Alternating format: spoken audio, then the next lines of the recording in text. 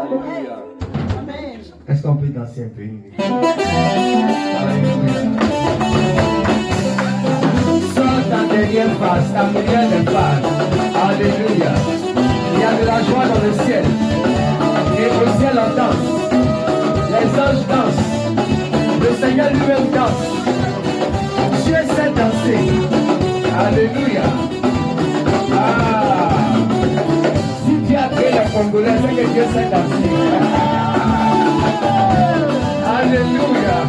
Est-ce que tu peux danser mieux que ton voisin? Alléluia. Yes. Yes.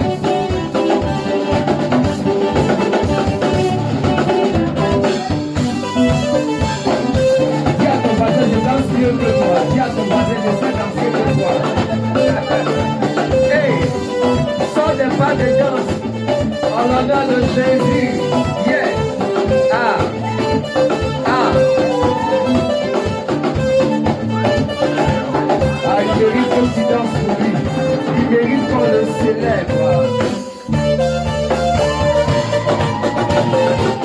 Yes.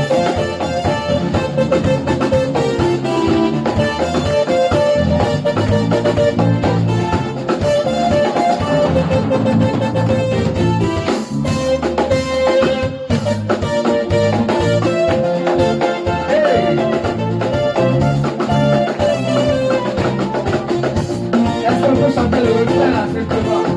Yeah. On va le refrain. Yaya Fandanayo. Hey. Yaya. Hey. Yaya. Hey. C'est ça.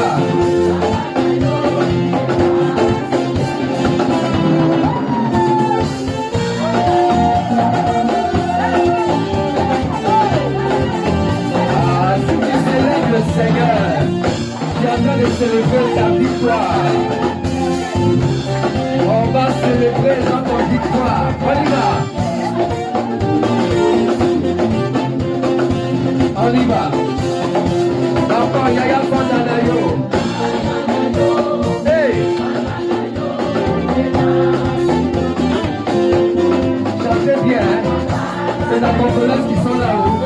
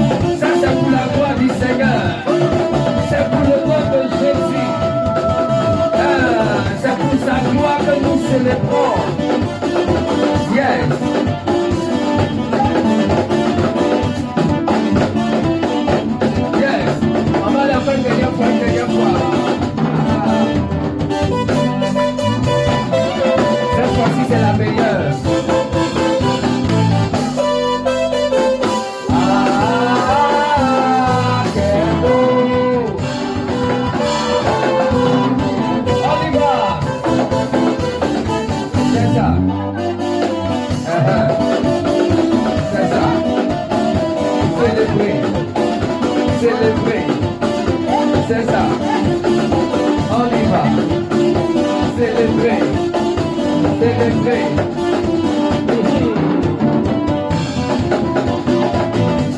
Yeah. Alléluia.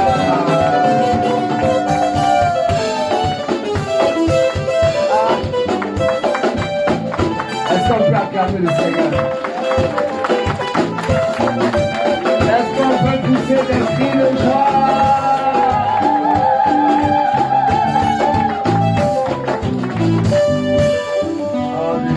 Lève ta main droite, dis Saint-Esprit, je t'aime. Dis j'aime quand tu es là. Ta présence est tellement douce. Dis je t'aime Seigneur. Là où est l'Esprit du Seigneur, là aussi est la liberté. Je suis libre ce matin de tout fardeau, de tout péché, de tout démon, de tout envoûtement, de tout lien. Au nom puissant de Jésus, je suis libre par la grâce de Dieu. Je suis libre par la présence de Dieu. Avant d'écouter la parole de Dieu, commence à bénir le Seigneur. Nous te célébrons, Seigneur. Non pas à nous, mais à ton nom de gloire, Seigneur.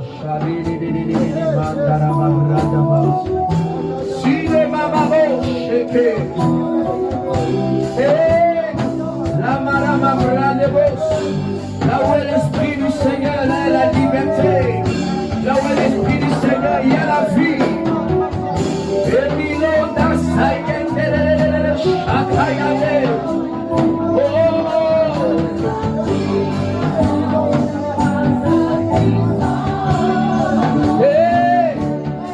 Les maladies s'enfuient, les aveugles le voient. Mandere mamamabo, les stériles enfants, les sourds entendent par sa puissance.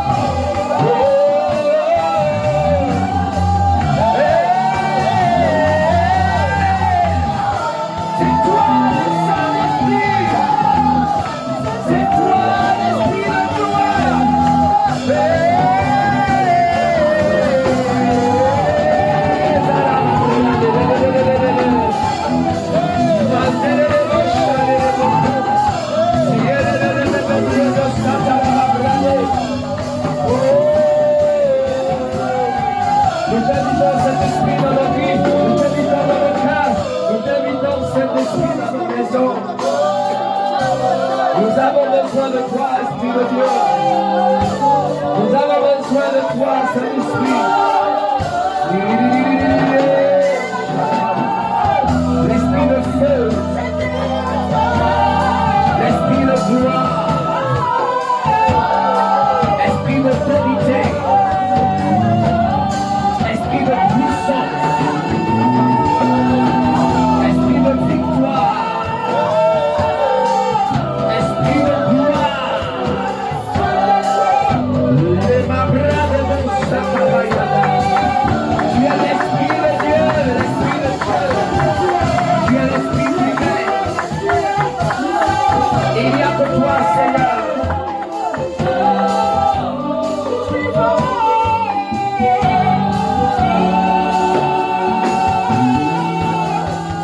C'est ma saison. C'est ma saison. C'est ma saison.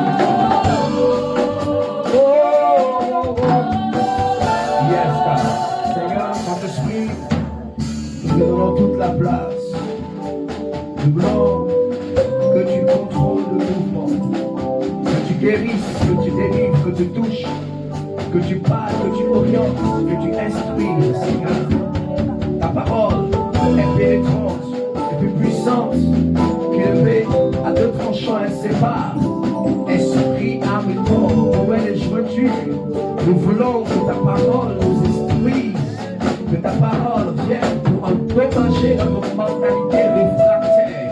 Et nous voulons entrer dans quelque chose de nouveau avec toi, dans une nouvelle dimension, une nouvelle compréhension, une nouvelle révélation.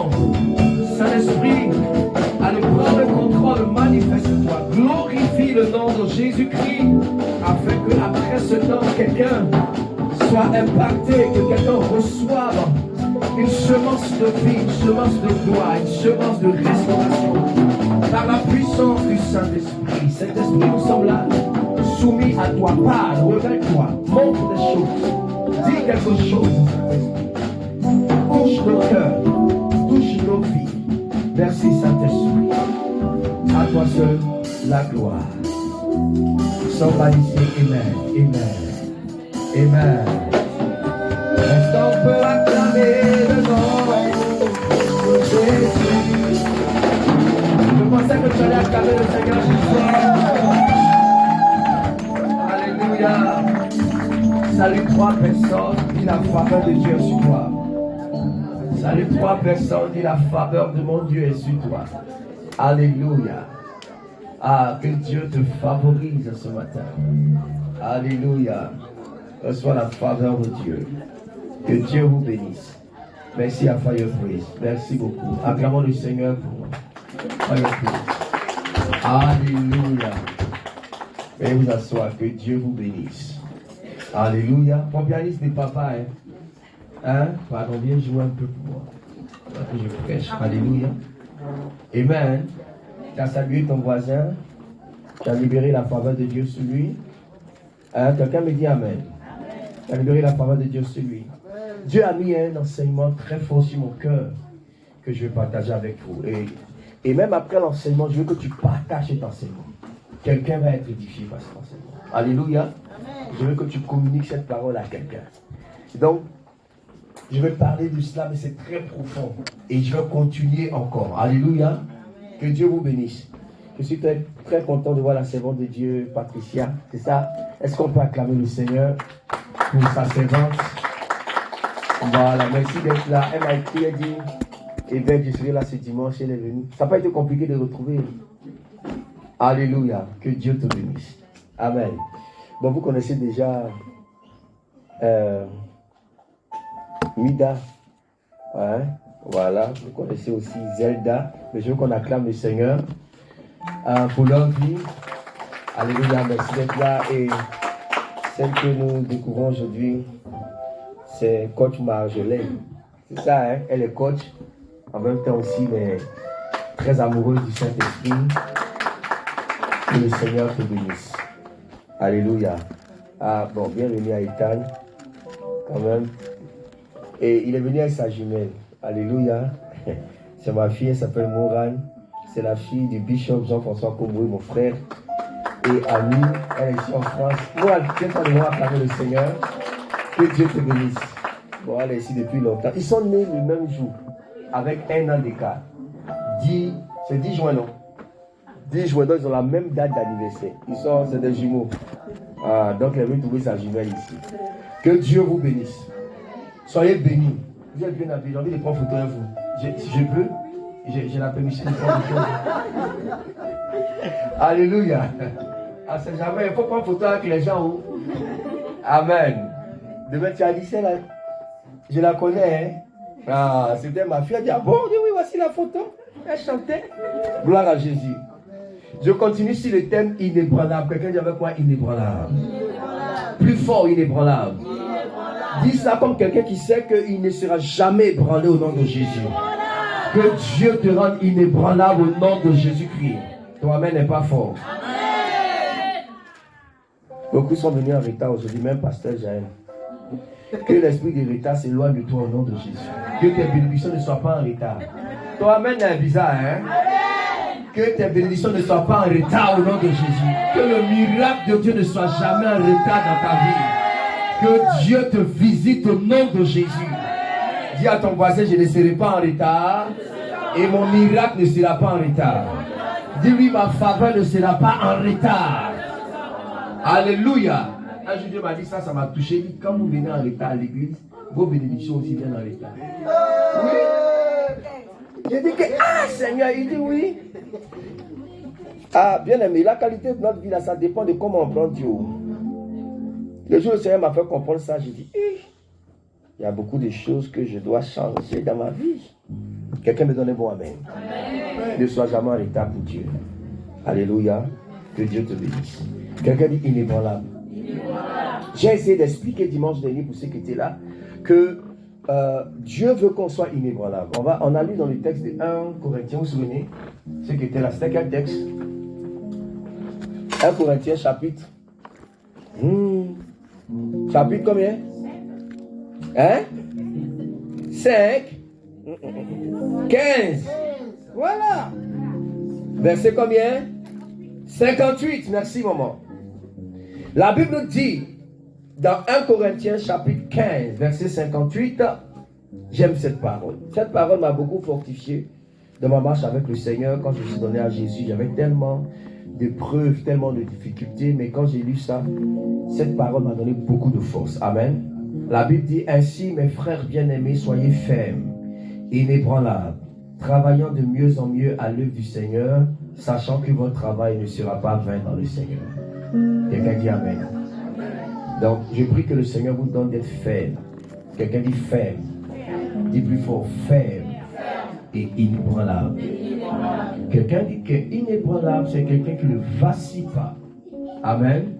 selon les temps et les circonstances, c'est quelqu'un qui est solide, qui a des appuis.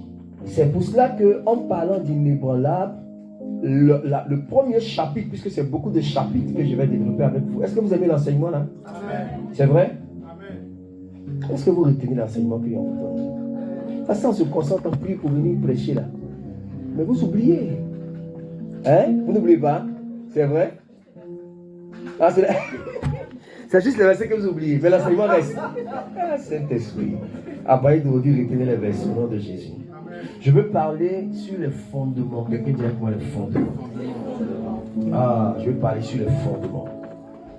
Pourquoi une maison est inébranlable? Ça dépend des fondements. Alléluia. Pourquoi une entreprise, une église, une personne demeure inébranlable? Ça dépend en grande partie de ses fondements. Vous savez que pour pouvoir bâtir une maison, on insiste plus sur les fondations de la maison. C'est ça, non? Et plus on veut aller haut, plus on creuse. On est d'accord? Parce que la profondeur, n'est-ce pas, des fondements détermine la hauteur du bâtiment. J'ai pas entendu ton amen. Amen. Lorsque tu dois aller très haut, le Seigneur va travailler les fondements de ta vie. Pourquoi? Parce que si les fondements ne sont pas solides, à une certaine altitude, tu seras obligé de tomber. Quelqu'un me donne un mot, amen. Amen. On a vu des maisons, peut-être c'est très rare ici, mais en Abidjan, en Afrique, on a vu des bâtiments très beaux. N'est-ce pas? Les matériaux utilisés très riches, très puissants. Mais après 1 an, 2 ans, l'immeuble s'écroule. Pourquoi? Parce qu'il y a eu un problème au niveau de la fondation. Et Jésus a illustré ça très fort en nous disant que le royaume des cieux est semblable à 2 personnes qui ont décidé de construire une maison. Il y a l'un qui a bâti la maison sur quoi? Le sable. Et l'autre a bâti la maison sur le roc. Ils ont utilisé le même personnel peut-être, les mêmes matériaux qui avaient beaucoup de valeur, qui coûtaient cher. Mais la différence s'est passée où ça? Se trouvait au niveau de la fondation. Et la Bible dit que lorsqu'il y a eu le vent, il y a eu la pluie, la tempête, le problème c'est que la maison qui était bâtie sur le sable s'est écroulée. Mais celle qui était bâtie sur le roc est demeurée stable. Pourquoi? Parce que la fondation était bonne. La différence dans la vie de 2 personnes, bien souvent, c'est la fondation. Et je vais vous expliquer profondément c'est quoi les fondements de votre vie afin que vous soyez stable au nom de Jésus. Après ce message, tu ne vas plus jamais trébucher au nom de Jésus. Ton amen est bizarre.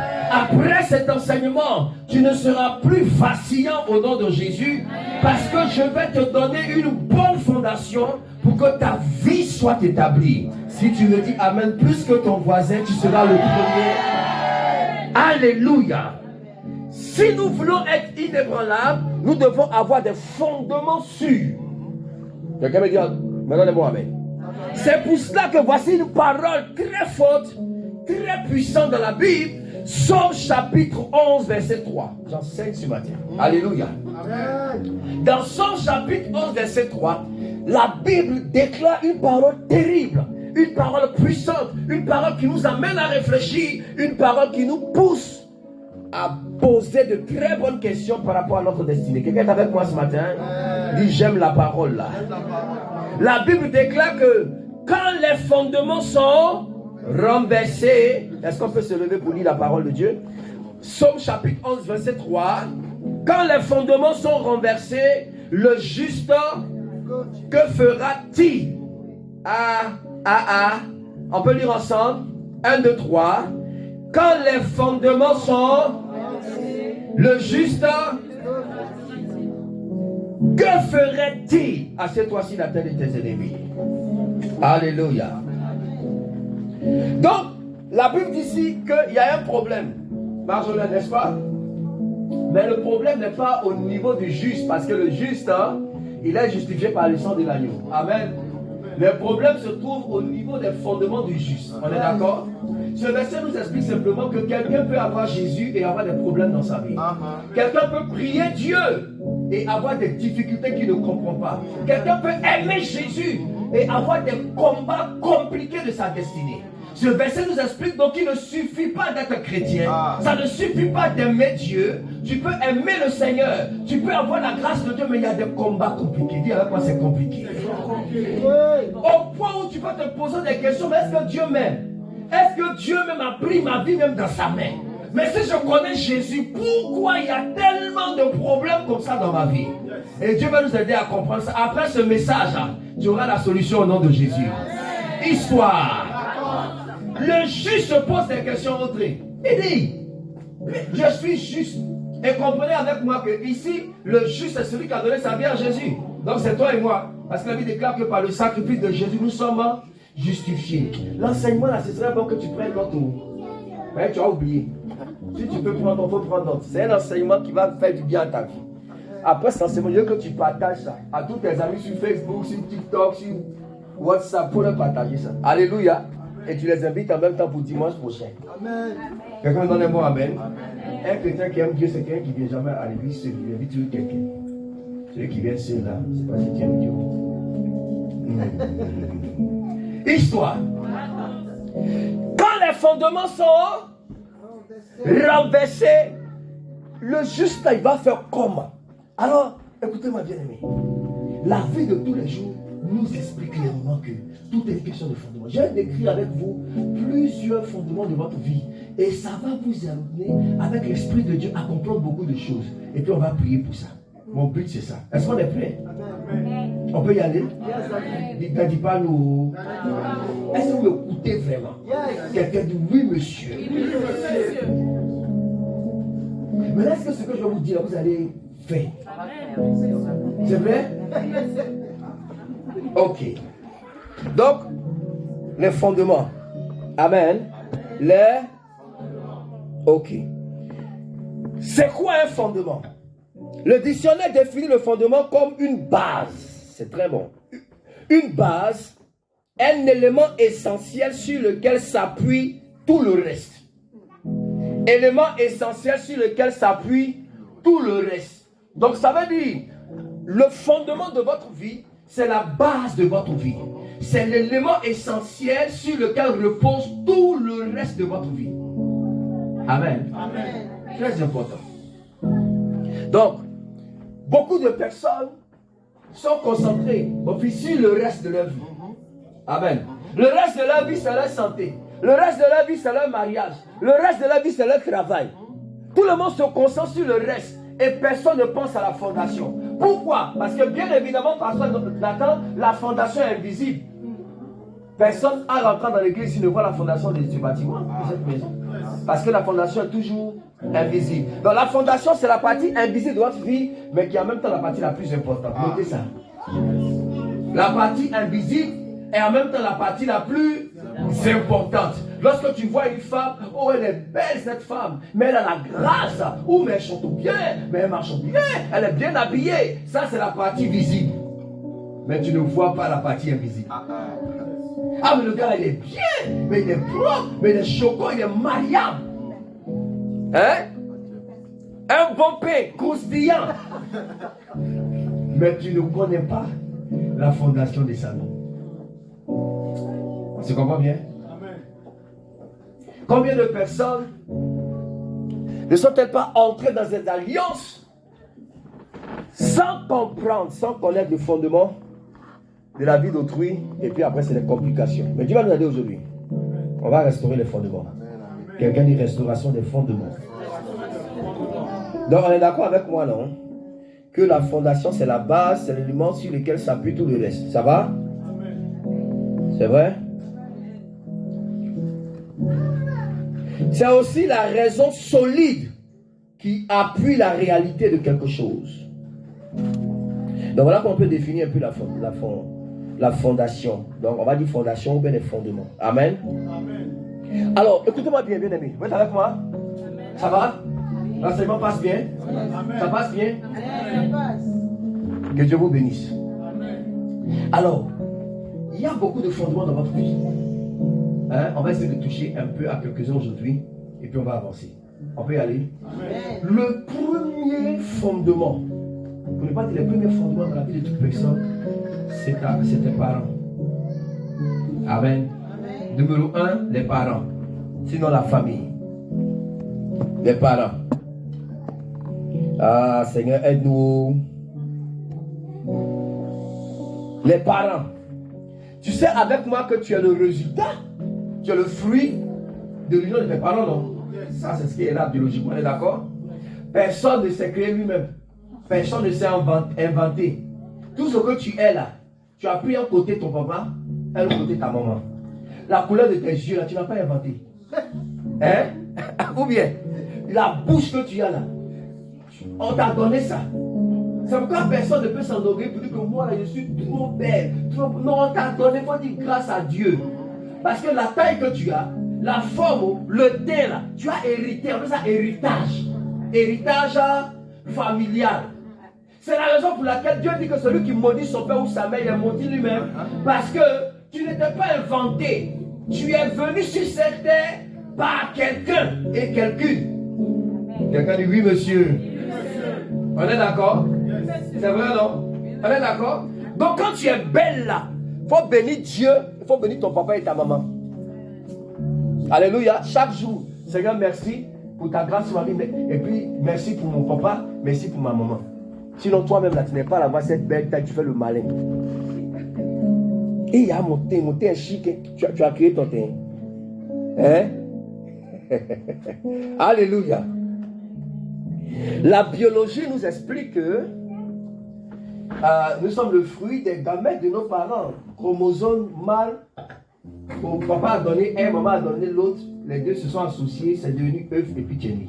Vous savez ça, non? Hein?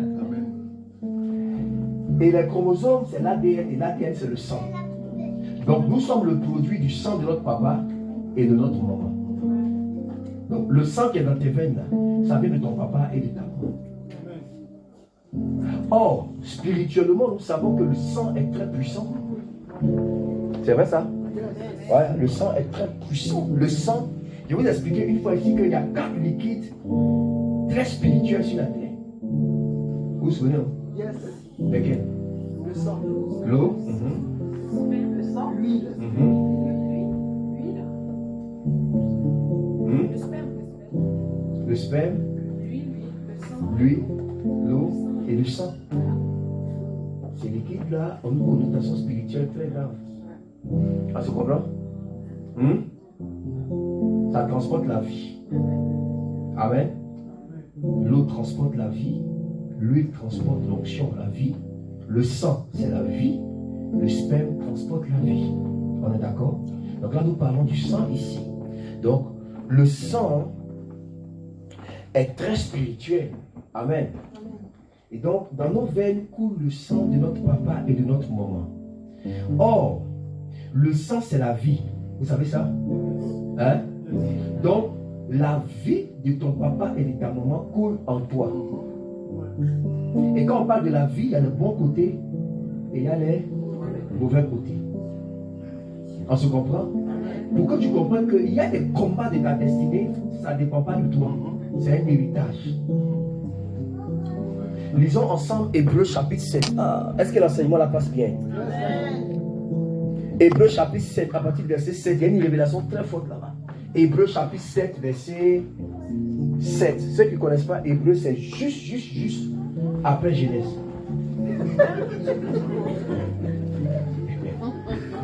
Il y en a qui cherchent le mot. Amen ou amen pas? Amen pas, non? Quelqu'un a trouvé Hébreux chapitre 7. Lis-moi ça, ma fille. Verset 7. Hébreux. Nous lisons la parole de Dieu. Hébreux chapitre 7, le verset 7 dit ceci. Or, c'est sans contredit l'inférieur qui est béni par le supérieur. Or, c'est sans contredit l'inférieur est béni par le... Et ici, ceux qui perçoivent la dîme sont des hommes mortels. Mais là, c'est celui dont il est attesté qu'il est vivant. De plus, Lévi qui perçoit la dîme l'a payé, pour ainsi dire, par Abraham. Amen. Car il était encore dans les reins de son père. Il était où? Dans les reins de son Donc père. Lévi était où ça? Dans les reins de Dans son les reins père. d'Abraham, son père. Lorsque Melchisédek alla au-devant d'Abraham, si donc la perfection avait été possible par le sacerdoce qui On repose... peut s'arrêter là. Amen. La Bible déclare que Lévi était où? Dans les reins d'Abraham, lorsque Abraham donnait la dîme à Melchisédek. C'est pour ça que la Bible considère que Lévi a payé la dîme à Melchisédek, alors qu'il n'était pas encore né. Donc, il a posé une action avant de naître. Ah, le spirituel est puissant. Il n'est pas encore né, mais dans le spirituel, on considère qu'il a posé une action. La Bible dit que Lévi paya la dîme. Pourquoi? Parce qu'il était dans les reins de son père Abraham. Donc avant que vous ne naissiez, il y a beaucoup d'actions qui vous sont imputées. Oh oh. Quelqu'un dit c'est la partie là. La parole dit, oh c'est sans contredit, l'inférieur est béni par le... Dans la vie c'est le supérieur qui bénit l'inférieur. On est d'accord? Est-ce qu'on est d'accord? C'est une parenthèse, c'est pourquoi même, bon, il y a beaucoup de chrétiens, c'est pas grave. Ils n'ont pas de mauvaises pensées, mais ils ne savent pas. Alléluia. Un chrétien ne peut pas dire à son père spirituel, sois béni. C'est le père qui dit, sois béni. Il lui donne la bénédiction. Un chrétien peut dire, papa, que Dieu te bénisse. Bon, beaucoup ne savent pas. Aujourd'hui, tu sais ça. Alléluia.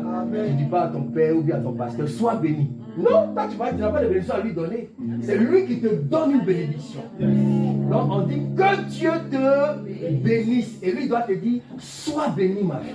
Amen. Sur la base de cette parole qui dit, c'est l'inférieur qui est béni par le supérieur. Alléluia. Amen. Mais beaucoup ne savaient pas. Hein? Maintenant, tu sais ça. Quelqu'un dit Amen. Écoutez-moi bien. Le monde spirituel n'est pas limité par le temps et par l'espace. Ceci fait que beaucoup de chrétiens ont beaucoup de problèmes parce que nous, on considère tout par rapport au temps et par rapport à l'espace. On gère tout par rapport à mon temps présent. Mais tu ne sais pas que dans le spirituel, le temps n'est pas un problème, l'espace n'est pas une limite. Comment quelqu'un peut payer la dîme alors qu'il n'est pas encore né? Parce que quand Abraham était en train de payer la dîme, lui, il était dans les reins d'Abraham, dans son sang. C'est la raison pour laquelle, maman, nous avons été possédés idolâtres avant de naître. Parce que le jour où ton grand-père allait adorer une eau, toi qui étais dans ses reins, tu adorais l'eau là aussi. Voilà le problème. Le jour où ton papa commettait toutes sortes de choses infâmes, de graves péchés, toi tu péchais avec lui. Pourquoi? Parce que tu étais dans ses reins. Mais comment toute l'humanité peut se retrouver dans le péché à cause du péché d'Adam? Parce que nous tous, on était dans les reins d'Adam. Donc quand il a péché, c'est nous tous qui avons péché. Que le Seigneur nous accorde sa grâce. Gloire soit rendue à Dieu. Parce que spirituellement, par la puissance de l'alliance, quand Jésus aussi avait la victoire, nous étions tous dans les reins de Jésus. Oh my God! C'est pourquoi nous sommes plus que vainqueurs au nom de Jésus. Parce que nous étions dans le sang de Jésus. Ça, c'est ça le principe spirituel.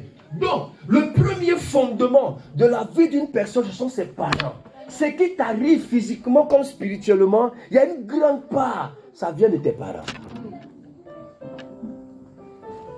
Lorsque un père fait une alliance avec des démons, ses enfants sont en alliance avec les démons. Quand je me suis converti, j'étais toujours choqué de voir parfois certaines personnes qui posent des actes dans la Bible et puis Dieu tue eux et tous leurs enfants. J'ai dit, mais Dieu, pourquoi? C'est plus tard que je vais comprendre que non, les actes que nous posons, ça nous engage, nous et notre famille.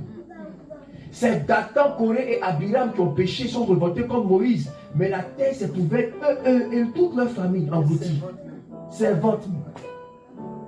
C'est Akan, lui seul, qui allait voler l'or à Jéricho. Mais quand on l'a attrapé, et lui, sa femme, tous ses enfants, neveux, lapidés et brûlés. Qu'est-ce qu'ils ont fait? Mais parce que l'acte que le père a posé a des conséquences sur les enfants. Ça va? Amen. Ça va? Amen. Donc, on a des combats. Ça vient de loin. Hein? On a des combats, hein? Gloire à Dieu. Des adorations, des eaux. Hein? Que Dieu nous aide. Amen. Alléluia. Amen. Mais Jésus est la solution. Amen. Hey. La plupart d'entre nous, on ne sait même pas ce que notre grand-père, qui il était même, qu'est-ce qu'il a fait, monsieur Gare? Alléluia. Il y avait des grands-pères sorciers. Arrière même. Oui. Féticheurs. Dangereusement mystiques. Et toi, tu nais comme ça avec le sang là. Il y a des gens là qui ont été des guerriers, des meurtriers, des tueurs. Et tu es là, tu viens à Paris ici, et puis tu as un esprit de colère qui te fatigue. Mais qu'est-ce qui se passe? Mais c'est un héritage d'un grand-père bizarre. Dis Seigneur, délivre-moi de cet héritage bizarre. Et ce qui est compliqué, c'est que le sang est très puissant. Même si vous avez l'onction, ça ne vous délivre pas de combat du sang. Parce qu'on a vu Moïse, n'est-ce pas? Ou un par Dieu qui parle à Dieu. Le seul homme qui cause à Dieu, Dieu est son camarade. Mais l'affaire de fondement, elle l'a rattrapé. Parce que son arrière-grand-père s'appelle Lévi. Lévi était quelqu'un de très colérique. Lévi, parce qu'on a violé sa soeur, il a pris un couteau, il a égorgé tous les hommes d'une ville. Vous comprenez? Le Seigneur a pris 40 ans pour former Moïse à la patience dans le désert. Mais malgré ça, il s'est élevé un jour. Et puis il a pris son bâton, il a tapé sur la tête du Seigneur. Vous savez ça, non? Parce que la Bible déclare que c'était un rocher. Ce rocher était Christ. Ce rocher qui les suivait dans le désert. Et il a tapé Jésus. Il a bloqué Jésus.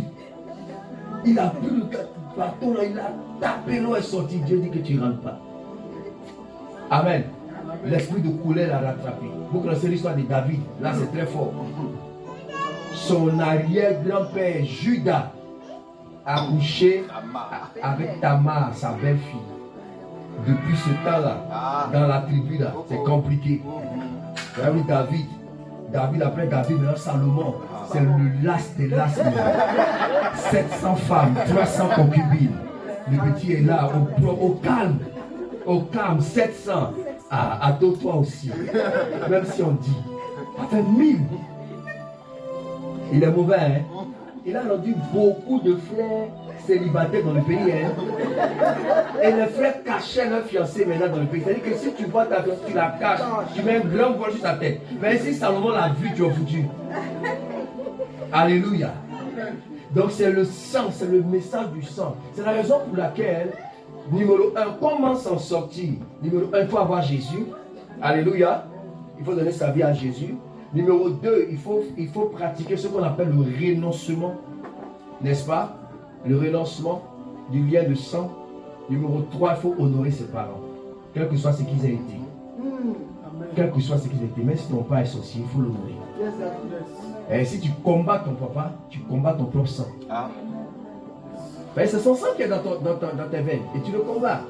Non, mais tu te combats. Quelqu'un me donne un mot, amen. Amen. Dans le point fondement de notre vie, ce sont nos parents. Ce sont nos parents, frère. C'est pour ça que quelqu'un qui a ses parents chrétiens, il est béni. Alléluia. Nos enfants là, ils sont bien. C'est pourquoi les combats que nous avons, c'est bon aussi pour nos enfants. Ils vont grandir dans la grâce de Dieu. Les états et tout ça là, ils sont bien. Ton papa est pasteur, c'est très bon pour toi. Qui me dit amen? Amen. Oui, c'est très bon pour toi. Parce que c'est une affaire de fondement. Alors, bien aimé, réfléchis un peu. Tes parents, qui ils étaient? Qu'est-ce qu'ils faisaient?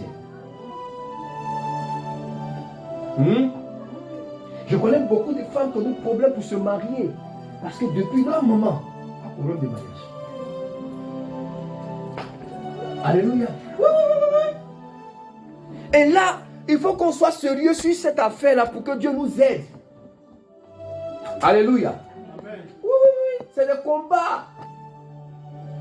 Nous là, Dieu a béni l'Afrique, mais à un moment donné, l'Afrique s'est perdue dans l'occultisme et la sorcellerie. Et on a cet héritage-là. Amen. Maintenant, nos frères des Antilles, là, c'est compliqué. Les Antilles, c'est compliqué. Oui. Et ils sont mis sorcellerie dedans. Avec ce qui s'est passé, la déconnexion, eux-mêmes, parfois, l'esprit est mélangé. Ils ne savaient pas où ils vont rentrer. C'est compliqué. Mais Dieu est en train d'envoyer l'évangile aux Antilles pour une restauration des peuples et des familles au nom de Jésus-Christ. Mais frère, c'est ça, c'est très important. Il faut poser des questions à ton papa et à ta maman s'ils sont vivants. Que tu fais comment même? Tu as vécu comment? Qu'est-ce que tu as fait? Alléluia. C'est très important. Gloire à Jésus. Quand vous devez entrer dans un mariage, il faut voir comment ça a été le mariage de ta maman. Et commencer à prier pour ça. Alléluia. Oui. Regarde le mariage de ton papa, il faut commencer à prier.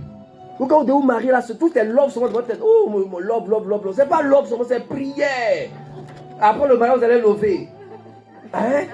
Vous êtes dans le love. Oh, le chic. Oh, il faut prier. Il faut dire, mon ami, on va se marier. C'est pour ça qu'on ne se touche pas. On regarde d'abord. Toi, ta famille là, c'est comment? Ah, chez nous là, il y a un problème de pauvreté à commencer à attaquer la pauvreté. Parce que moi, il y a un peu d'argent là. Quand je me marie, toi, tu vas me rendre pauvre. J'ai une d'argent. Je ne veux pas être contaminé. Ta pauvreté, quand rester dans ta famille là-bas. C'est comme ça qu'il faut prier. Oh. Même si vous restez là comme ça. Oh, alors, les photos, non, voyez, Facebook. Restez là. Restez là. Après, vous combattre maintenant les problèmes. Non, non, non, non. Il faut combattre avant l'alliance. Alléluia. Toi, c'est quoi dans ta famille? Nous, dans notre famille, là, et pour qu'une femme se marie, c'est compliqué. Quand elle se marie, un an plus tard, c'est le divorce. On a commencé à combattre. Commencez à combattre parce qu'on va se marier pour divorcer. On met le feu, on jeûne, on combat maintenant avant d'entrer. Quelqu'un dit amen bien. Ça va? Si tu es béni, acclame le nom de Jésus.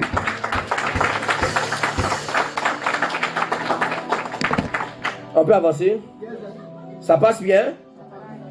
Deuxième fondement qui est lié au premier mais qui est différent, c'est ta naissance. Ta naissance. Ézéchiel chapitre 16, il y a une révélation très forte là-bas. Verset 3 jusqu'au verset 5. Quelqu'un est béni par l'enseignement? Hein? Ézéchiel chapitre 16. Ta naissance. Qu'est-ce qui s'est passé le jour de ta naissance? Qu'est-ce qui a été fait le jour de ta naissance? Ézéchiel chapitre 16, verset 3. Tu diras, ainsi parle le Seigneur l'Éternel à Jérusalem. Par ton origine et ta naissance, tu es du pays de Canaan. Ton père était un Amoréen et ta mère une Étienne. À ta naissance, quelqu'un dit à ta naissance. Au jour où tu naquis, ton cordon n'a pas été coupé. Tu n'as pas été lavé dans l'eau pour être purifié. Tu n'as pas été frotté avec du sel. Tu n'as pas été enveloppé dans des langes. Dieu est en train de dire à Jérusalem, Jérusalem, tu as un problème aujourd'hui, mais ton problème remonte à ton passé, le jour de ta naissance. Et Dieu est en train de décrire à Jérusalem ce qui s'est passé le jour de sa naissance. Tu n'as pas été, ton cordon n'a pas été coupé. Tu n'as pas été purifié. Tu n'as pas été lavé dans l'eau avec du sel. Pourquoi Dieu parle de ça? Parce qu'il y a des actions qui doivent se faire le jour de la naissance de quelqu'un. Pour ne pas dire, je dis ça autrement, tu peux être influencé aujourd'hui par certaines choses qui ont été accomplies le jour de ta naissance. Le jour où tu es né là, les premières mains qui t'ont accueilli, c'est qui? C'est une sorcière, c'est une bonne femme. Point d'interrogation. Quelles sont les premières paroles qu'on a prononcées le jour de ta naissance? Alléluia. Amen. Quelles sont les pratiques qui ont été faites le jour de ta naissance? On a mis quoi dans tes cheveux? Hein? Le cordon là. Parfois on coupe ça. Aujourd'hui il y a des gens qui réclament ça. Hein? Oui, oui, à l'hôpital, les parents qui vont réclamer ça et qui prient et qui vont enterrer. Hein? Oui, parce que souvent dans nos hôpitaux là, ma fille, il y a des sorciers à l'hôpital. Il y a des satanistes dans les hôpitaux qui prennent placenta, qui prennent cordon et qui font des choses mystiques avec ça. Alléluia. Lorsque ta maman t'a reçu, quelle a été sa première parole? C'est ça. Hein? Peut-être qu'elle attendait un garçon. C'est une femme qui dit, moi je voulais un garçon. Ça va agir. Demain, la Gola va dire qu'elle a les garçons. LGBT, moi je me sens garçon. Mais ça a commencé avec la première parole. Alléluia. Est-ce qu'on se comprend? Quand j'ai eu Ethan, je voulais que le deuxième soit une fille. Et le ministère était trop Dieu, il fait deux saumons. Garçon et fille, c'est bon comme ça. Et je voulais même du temps avant que le deuxième arrive. 1 an seulement. Bah, ça moulé. Ceux qui jouent au bébé, j'étais dépassé et choqué. Jusqu'à au 9e mois, que j'accepte la grossesse. Oui, mais c'était trop compliqué. Maman. Oui, le ministère est tué.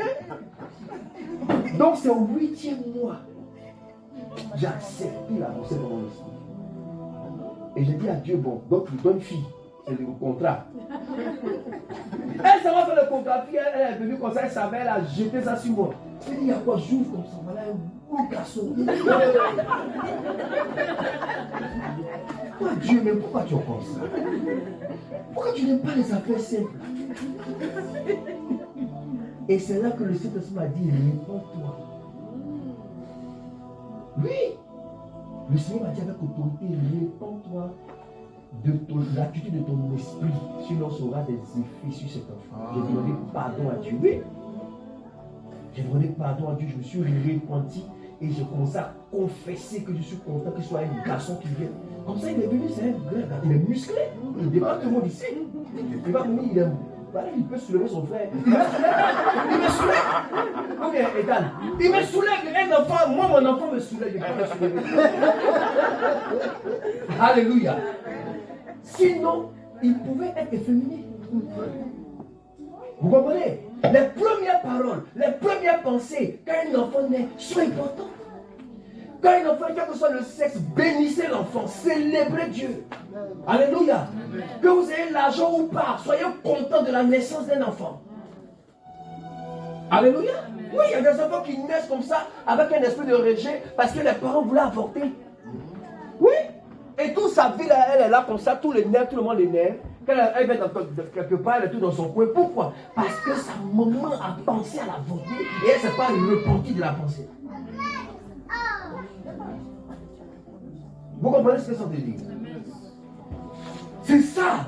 Donc tous ceux qui sont là, qui disent que non, moi, ils sont homosexuels, parfois ça remonte à leur naissance. Ça remonte à leur naissance. Il faut une reprogrammation prophétique.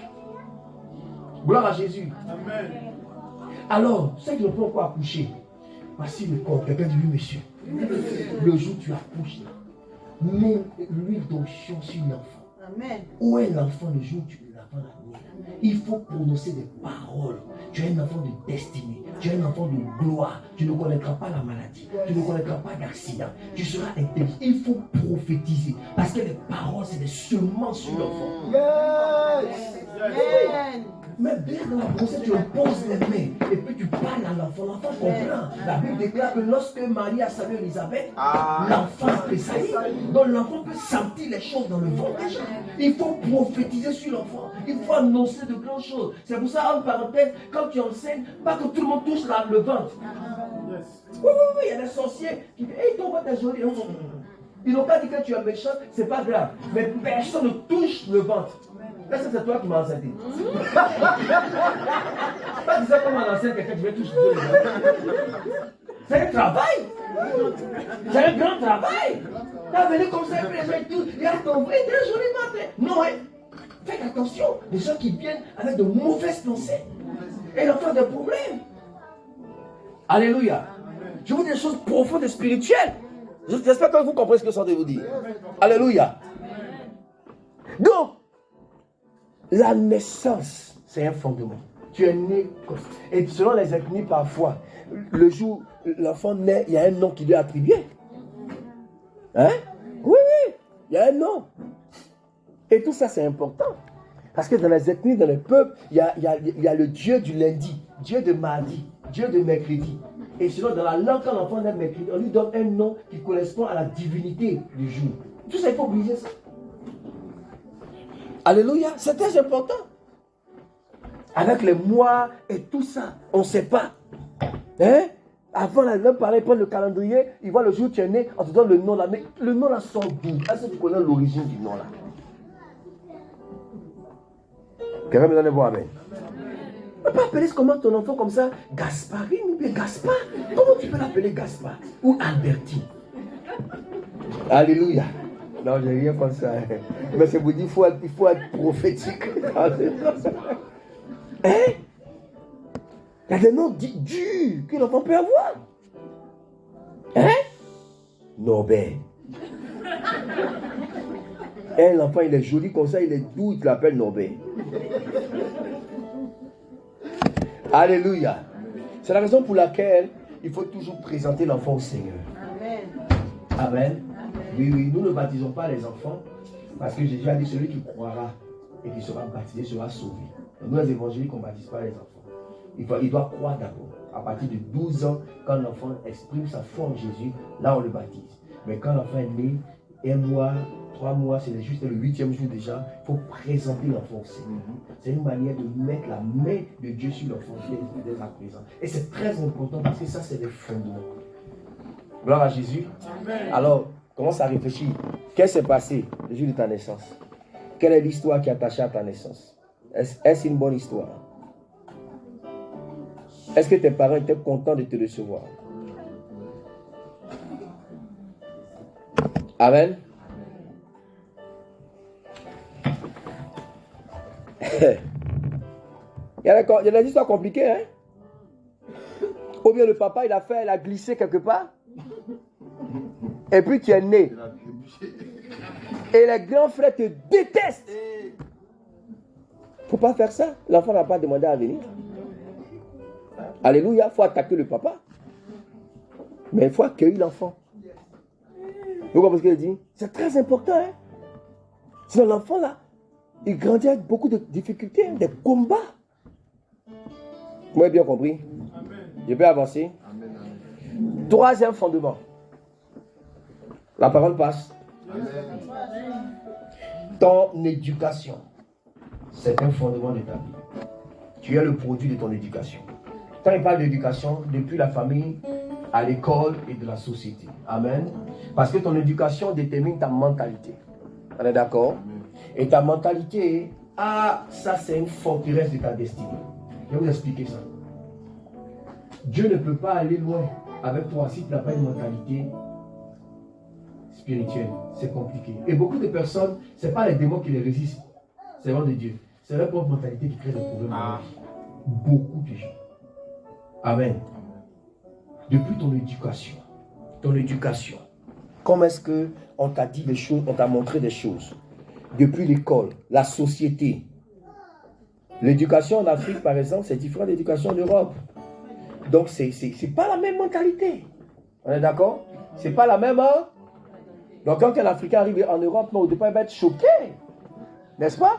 Comme un Européen qui arrive en Afrique aussi, il est choqué. Ah, mais c'est pas comme ça, mais...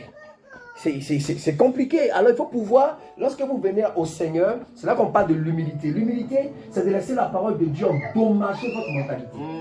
Afin que ce qui est bon reste, ce qui n'est pas bon, vous êtes délivré de ça. C'est ça qu'on dit, Romains chapitre 12, verset 1, soyez transformés par le renouvellement de l'intelligence. Dans l'intelligence, c'est ta mentalité. La manière dont tu penses, la manière dont tu fonctionnes. Dieu ne peut pas aller au-delà de ta mentalité avec toi. Jamais. Et ta mentalité peut être un frein à l'action de Dieu dans ta vie. Amen. Regardez, quand les hommes se sont rassemblés, Nathan, ils ont dit qu'eux, ils vont rester pour bâtir une plateau de Babel. Qu'est-ce que Dieu a dit? Ils disent, ils ont décidé ça, on ne peut rien. On va descendre pour les confondre. Parce que quand quelqu'un décide selon sa mentalité, qu'est-ce que Dieu peut faire? Amen. La mentalité, là, c'est une forteresse. Lisons 2 Corinthiens, 2 Corinthiens chapitre 4. Est-ce que l'enseignement est bon ce matin? 2 Corinthiens chapitre 10. On va toucher l'éducation, puis peut-être un point, puis on va prier. Oh, comment les gens font, puis ils ne viennent pas à l'église dimanche. Ils sont possédés, hein? L'église, c'est trop doux.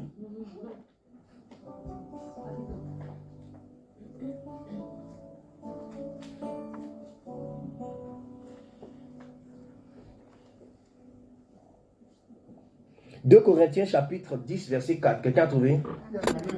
On y va. Car les armes avec lesquelles nous combattons ne sont pas charnelles, mais elles sont puissantes. Elles sont comment? Puissantes par la vertu de Dieu pour renverser les forteresses. Yes. Vous renversez quoi?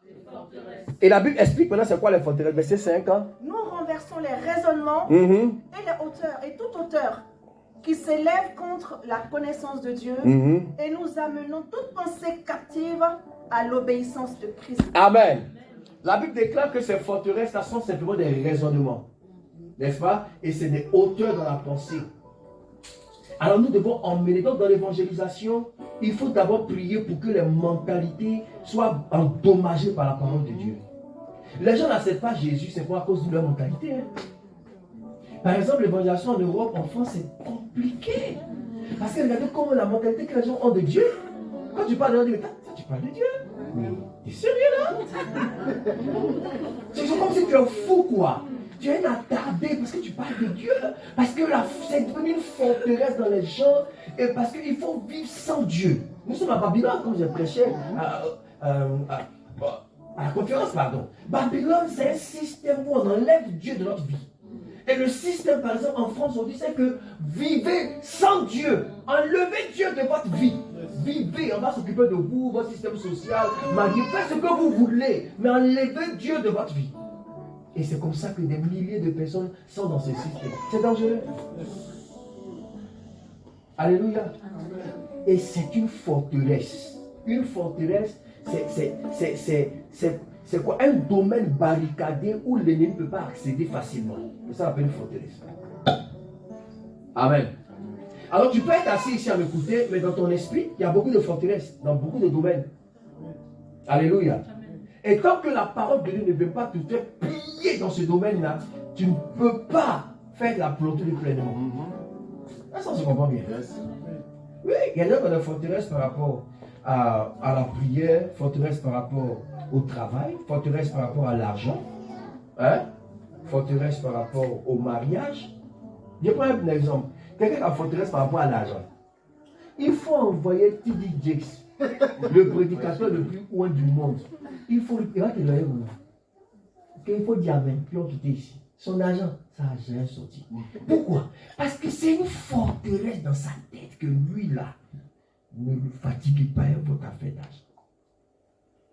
Même si un ange, Gabriel, descend comme ça, en blanc, il dit ma fille, le Seigneur te demande de faire une offrande spéciale. Il dit que Dieu au Seigneur, que actuellement, sur mon salaire, tout est coupé, il y a trop de choses. Et mon compte est à découvert. Va dire au Seigneur, ange va te dire qu'il attend peut-être l'année prochaine. Je suis à découvert. Yeah! Parce que c'est une or. Ça passe pas. C'est chaud. Alléluia. Je vous dis la vérité. La forteresse, c'est un domaine de ta vie où Dieu ne peut pas pénétrer. Oui, dites tout ce que vous voulez, ça ne peut pas. Et voilà comment nous devons prier pour demander à Dieu, par exemple en France, pour gagner la France, que les forteresses soient renversées. Pour que les gens aient une attirance vers les choses de Dieu. Pour que quand on va sortir évangéliser, ils aient envie même de nous écouter déjà. Regardez aujourd'hui, l'islam est une forteresse. Un musulman, comme on dit, il est gamé dans sa tête. Dieu lui dit quoi? Donc, quand nous prions pour gagner les musulmans, on dit à Dieu, Seigneur, la seule chose là, il faut faire des miracles. Alléluia. Oui, tu vas dire quoi? Lui, il veut te tuer même. Parce qu'il te dit que tu es un perdu. Et quand tu as venu dire que non, Jésus, ça c'est quoi? Et Jésus t'aime. Il veut te tuer. Amen. Il y en a qui sont prêts à nous tuer. C'est une forteresse. Alléluia. Donc, les fondements, troisième fondement, ce sont tes forteresses. Comment tu penses, comment tu réfléchis, comment tu fonctionnes. Amen. C'est très compliqué. Selon l'éducation que tu as reçue, selon ta manière de faire les choses, c'est très compliqué. Gloire à Jésus. Amen. Alors, l'humilité, c'est dire, Seigneur, dans ma vie, tout ce qui est forteresse contre toi, que cela soit démoli et renversé. Amen. Il y a différentes cultures. C'est pas pareil. Vous savez, par exemple, en Afrique, on nous a expliqué que on ne regarde pas une grande personne dans les yeux. Surtout quand la grande personne te parle, c'est ça, non? Tu baisses les yeux. Mais ici, non. C'est vrai, non? Ici, non. Ici, il faut même regarder. Sinon, même c'est que tu es un menteur. Vous comprenez un peu? J'ai un ami pasteur qui me disait, sans le savoir, pendant plusieurs années, il échouait toujours à l'entretien de visa en France et aux États-Unis. Parce que quand il arrive, c'est une autorité, on lui pose des questions comme ça. Vous voyez pourquoi non? Il ne peut pas regarder. C'est comme ça qu'il a été éduqué. Alors que eux se disent que c'est que tu es un menteur. C'est qu'on ne te parle parce que quand tu dis la vérité, tu regardes dans les yeux. Donc il ratait le visa. Oui! Jusqu'à ce qu'on dise non, il faut regarder la personne. Il dit quoi? Il dit il faut regarder. Vous comprenez? En Afrique, un enfant ne tend pas la main. C'est ça? Bonjour. Non. À des fois, on dit bonjour. Et puis si la grande personne te tend la main, alors tu réponds. Mais ici, la flamme. Bonjour. Le temps est où là? Il a fait sortir de la maison comme ça. Il a fait 12 ans comme ça. Bonjour. Je l'ai fait comme ça. Je lui ai dit, toi tu es malade. Je me suis souvenu que je ne suis pas à Abidjan, moi. Ici, c'est normal. Alléluia. C'est pas pareil. On est d'accord? Alors il faut comprendre que quand je parle donc de forteresse, c'est notre manière de réfléchir. Il y a des gens, par exemple, en Europe, eux pouvaient venir à l'église là. C'est une option. Mais si c'est facultatif. Si je me suis réveillé que j'ai pas grand chose à faire, là je passe de programme et puis bon, je fais un tour à l'église. Pour passer le temps. Donc le jour, lui il a décidé qu'il sera manger à ses camarades. Il vient pas. Le jour il a décidé que le mécanicien va venir voir sa voiture. Il vient pas. Et pour lui c'est normal. Mais pour nous, c'est sacrilège. Et ça se comprend. Dieu n'est pas une option. Dieu est une priorité. Dieu n'est pas optionnel. Hein? C'est pas une option pour dire que bon, oui, je veux. Non! Cherchez premièrement le royaume de Dieu et sa justice et tout vous sera donné. Vous comprenez que notre éducation peut se lever contre la grâce de Dieu. Alors, c'est quoi? Vous comprenez bien? Vous devez refuser de dire que je vais marcher sur le système de ce monde, selon ce que les autres font. Moi, je vais faire ce que Dieu me demande de faire. On se comprend? C'est très important. C'est très... Dis à ton mari, c'est très important. Dis-lui, Dieu n'est pas une option. Amen. Dieu n'est pas... Dieu va que... Non, mais... Il y en a qui disent, dimanche, ça sera jour de repos. Oui. Hein? Oui, que c'est le jour de repos. Dieu, comme Dieu s'est reposé là. Ils ont créé toute la terre, 6 jours là. Et puis dimanche, c'est le jour de repos. Donc comment il va se lever à l'église? Pourquoi? C'est mon jour de repos. Et puis il te dit ça, tu es tourné. Hein? Non, papa, ce dimanche, c'est un jour de repos. Ah! Quelqu'un m'a dit non, que ce dimanche, je reçois mes amis à la maison pour manger. Voilà, pour manger. Comment vous appelez ça? On se prend, on mange là. Il n'y a pas un apéro. Il est dimanche, oui, dimanche, on va un apéro. Quelqu'un m'a dit une fois, non, ce dimanche là, le mécano va passer par ma voiture.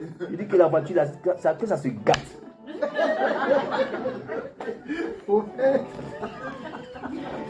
Ta voiture est plus importante que le Seigneur. Ma Bible dit dans... Moi, c'est un verset qui m'a beaucoup marqué dans Zacharie que la famille qui ne montera pas à Jérusalem, elle ne recevra pas la pluie.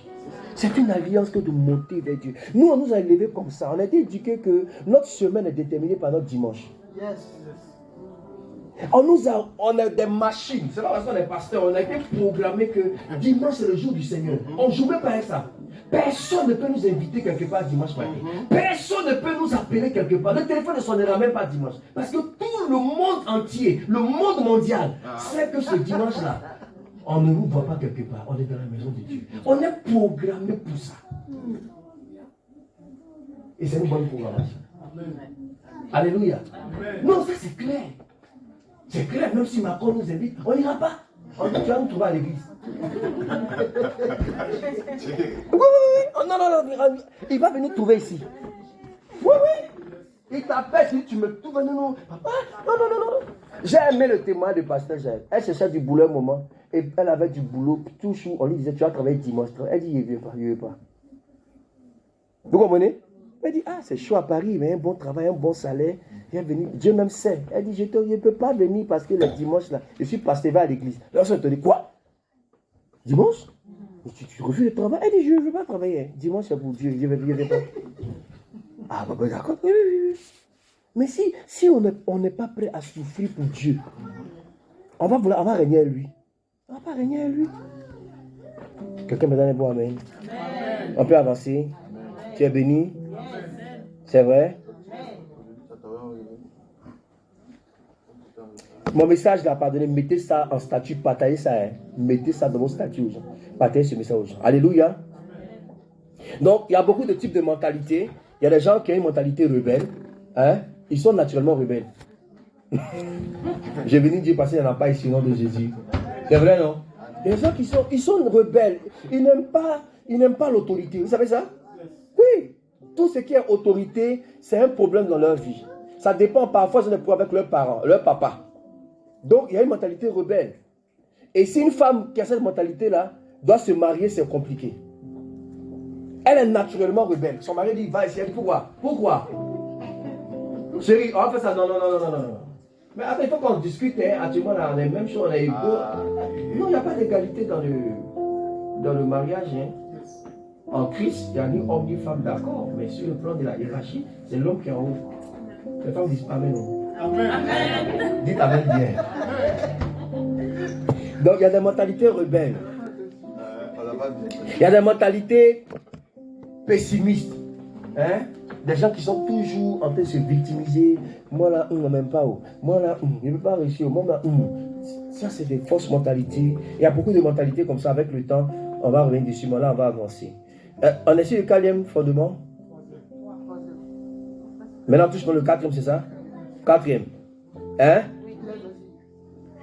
4e fondement de ta vie. Ah, ça c'est un peu fort maintenant. Histoire. 4e fondement, je peux parler ça? Je peux? Il n'y a pas beaucoup d'enfants ici? Je peux? Ton premier rapport sexuel.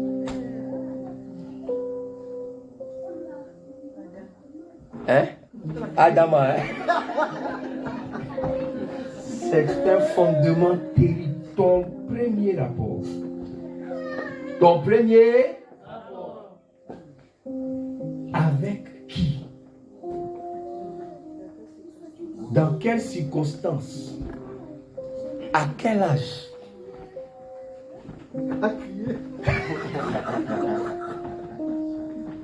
Je vous assure que ce fondement est dangereux et beaucoup de personnes l'ignorent. Vous savez avec moi la puissance des alliances. Et parmi toutes les alliances les plus puissantes sont les alliances de sang. Ça inclut ta vie jusque ta descendance. Quelqu'un dit amen, merci ma fille. Alors, vous savez avec moi que le premier rapport c'est une alliance de sang. Vous comprenez mon esprit, non? Parce qu'il y a un peu de sang. Voilà, c'est vierge. Donc, le premier là, vous êtes liés à vie. Mais c'est une alliance de sang. Jusqu'à ce que le sang de Jésus vienne vous laver. Amen.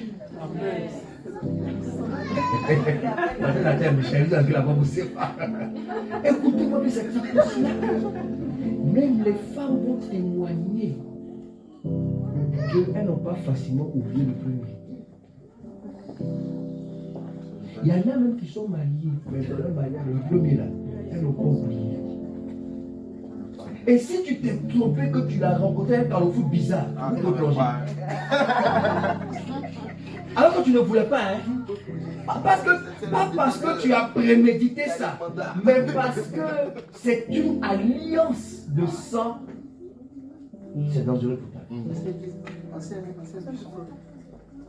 D'autres appellent ça ancien feu. Vous avez un câble, hein? C'est chaud. Le câble là me fait moi-même. Oui, pour l'homme comme pour la femme. Pour l'homme comme pour la femme. Mais encore plus pour la femme. Alléluia. Alléluia. Oh. Dites-moi amen. Alléluia. C'est la raison pour laquelle dans la pensée de Dieu, ça devait se faire dans le mariage. Vous comprenez? Mais le monde de Babylone nous a endommagés. Hein? Mais Dieu restaure les choses. Il y a des soeurs, quand elles sont converties, elles ont prié, et puis le Seigneur a ramené ça. Hein? Oui, oui. Les témoignages comme ça, quand elles sont mariées, ça s'est passé comme ça. Vous comprenez? Pourquoi? Donc, c'est un fondement. Le fondement, c'est ce qui commence premièrement dans votre vie. La première chose, la première parole, le premier rapport, la première personne, tout le premier là, ça détermine le reste. Donc si le premier était un sorcier, c'est compliqué. Lui là peut faire que toutes les autres relations après c'est compliqué. Vous suivez? Amen. Si le premier là s'élève et il dit que tu ne connaîtras pas un homme comme moi, sur la base de l'alliance de sang, ça peut compliquer ta vie. Oui. Vous êtes au cas. Ah, non, mais avant vous écrivez, mais ça passait, mais là c'est. Ça, c'est un fondement. Quelqu'un me dit amen bien. C'est la raison pour laquelle, quand vous venez à Jésus, vous devez prier par rapport à ça. Vous devez faire une repentance par rapport à ça. Alléluia. Et demander à ce que le Seigneur vous détache spirituellement. On appelle ça le lien d'âme. Que votre âme se détache du premier là. Et que le sang de Jésus vienne laver ce sang-là. Qu'il y ait une déprogrammation, un détachement. Vous comprenez ce que je dis? C'est très important. Vous devez vous détacher de cela. Et parfois, dans l'adolescence, là, il y a eu des promesses. Hein? Quelqu'un dit, moi je promets que tu seras mon seul. C'est toi est marié. Je ne serai jamais heureux si ce n'est toi seul. Toi seul, aucun homme, pardon. Il faut demander pardon à Dieu pour ces paroles-là. Il faut les corriger. Parce qu'elles sont dangereuses. Alléluia, oui. Tu as dit quoi? Même tu as 14 ans, 13 ans, 15 ans, adolescent là. On se faisait des choses. Avant là, n'est-ce pas, c'est assisté. Quelqu'un il prend de l'âme, il coupe ici, l'autre pièce, on coupe en main, en le sang, lié pour la vie, amour, faille au nom de Jésus. Et vous êtes séparés, mais il y a eu une alliance dans l'ignorance, parce que dans le spirituel, l'ignorance n'est pas un prétexte. Dégagez-vous des paroles d'engagement. Lis avec moi rapidement Romains, Proverbe. Est-ce que je délivre quelqu'un aujourd'hui ou... Est-ce que je délivre quelqu'un?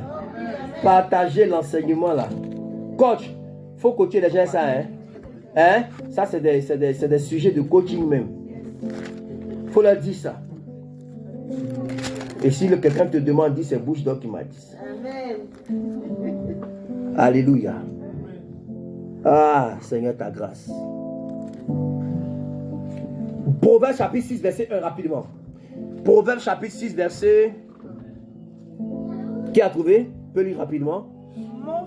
Mon fils. Si tu as cautionné ton prochain. Si tu as cautionné ton prochain. Si tu t'es engagé pour autrui. Si tu t'es engagé pour autrui. Si tu es enlacé par les paroles de ta bouche. Fais donc ceci, mon Si tu es pris par les paroles de ta bouche, c'est ça? Fais donc ceci, mon fils. Dégage-toi, puisque tu es tombé au pouvoir de ton prochain. Amen. Fais donc ceci. Dégage-toi. Pourquoi? Parce que tu es tombé au pouvoir de ton prochain. Donc chaque fois que tu fais une promesse à quelqu'un, tu es au pouvoir de cette personne. Ouais. Les promesses, c'est un engagement. C'est moi qui invente. On a dit non. Si tu es enlacé par les paroles de ta bouche, fais donc ceci. Dégage-toi. Il faut renoncer à tes paroles. Il faut renoncer. On est d'accord? C'est important, non? C'est pourquoi même souvent on le fait. Quand il y a les mariages, coutumiers, puis ça va marcher là. On va retourner la dot. D'autres disent non, on ne garde pas. Parce que quand on a donné la dot, il y avait des paroles. Des échanges de paroles, des promesses. Puisque le mariage n'a plus abouti, on vient vous redonner, on se dégage de nos paroles. Sinon, la femme là est liée, elle va dire, je marie quelque part, il y a un lien quelque part. Alléluia. Donc si elle seule a mangé 4 dots. Avec 4. Alléluia. Ah, que Dieu nous aide.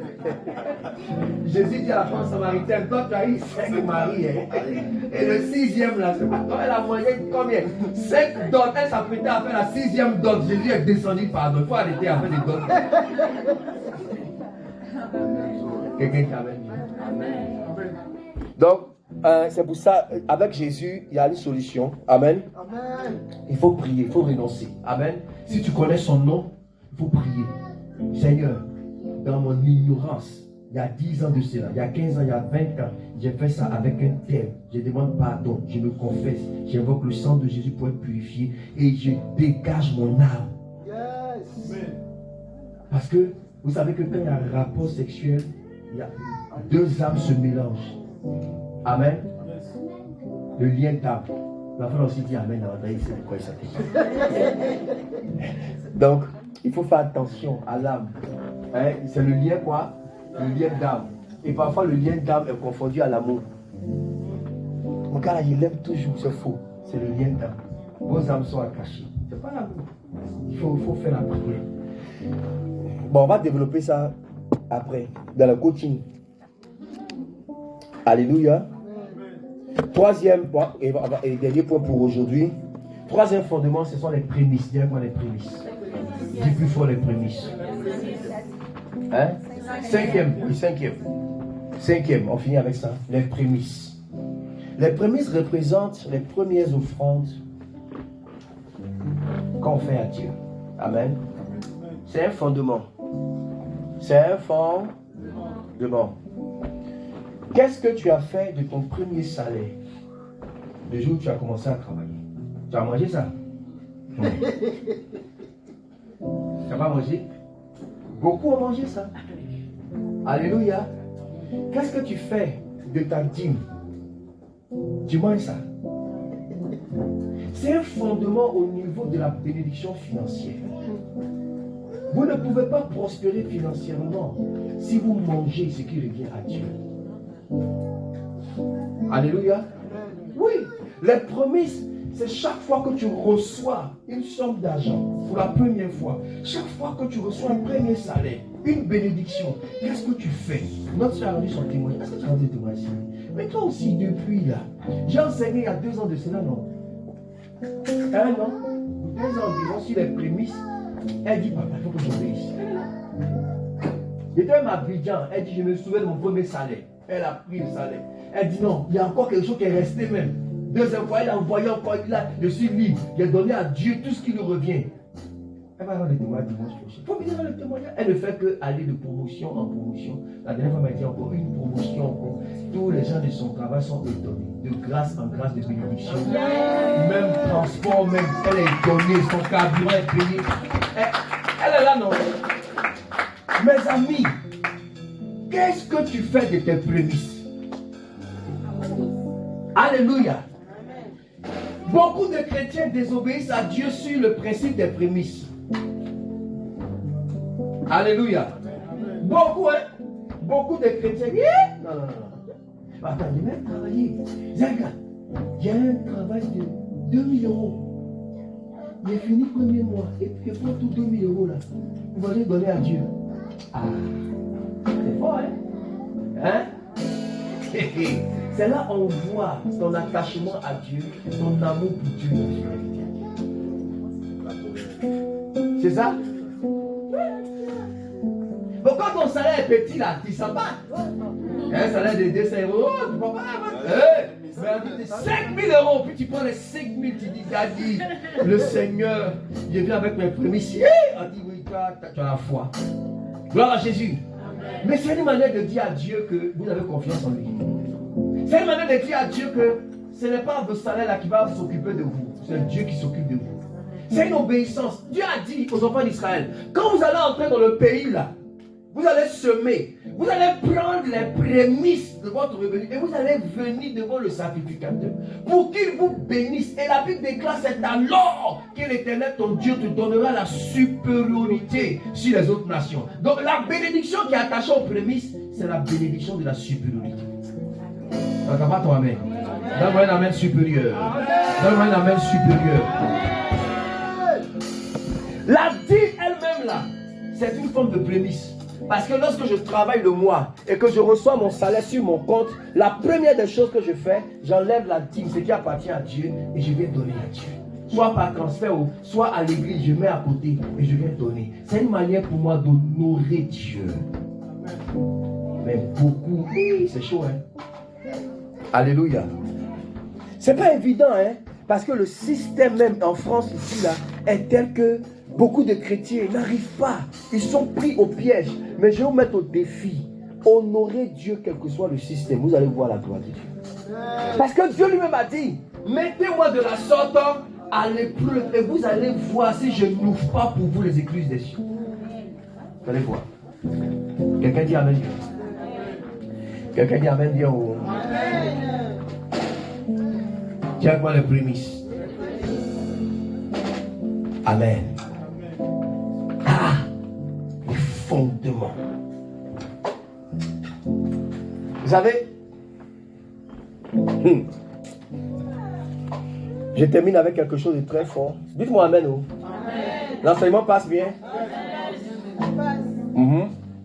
Pasteur Nathan, chaque fois que Dieu vous envoie dans un domaine important de votre vie,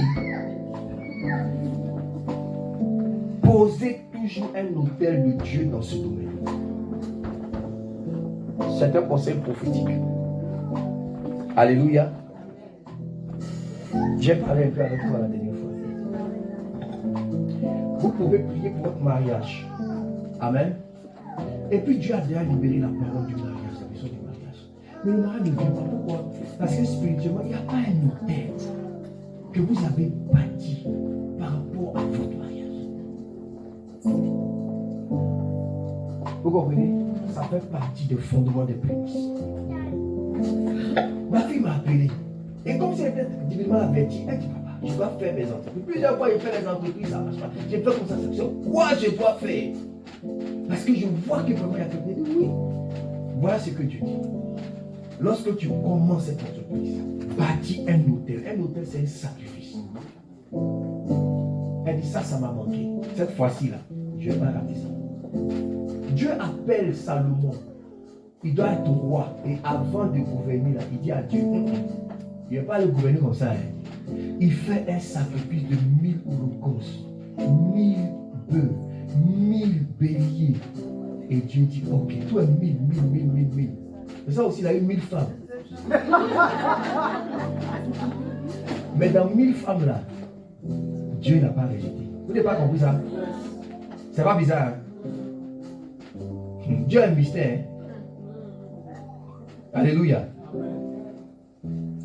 Un gars a fait une chose vidéo sur Facebook. Il dit non, le gars nous dit la vérité. Et c'est quoi? Il nous fatigue à faire des femmes. Voilà Salomon ici. 1000 femmes, il est au ciel. Et puis vous nous dites quoi? À cause de 2 seulement là. Il a dit mon ami, est-ce que ce que Salomon a fait là, toi tu as fait? Est-ce que ce que David son père a fait là? Toi ton père n'est pas David. Lui son père s'appelle David. Quand ton père c'est un vrai sorcier.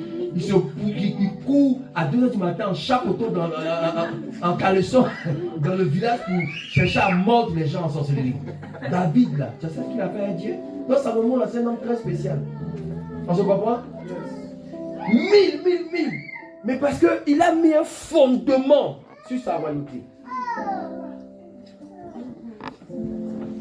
J'ai été consacré au ministère.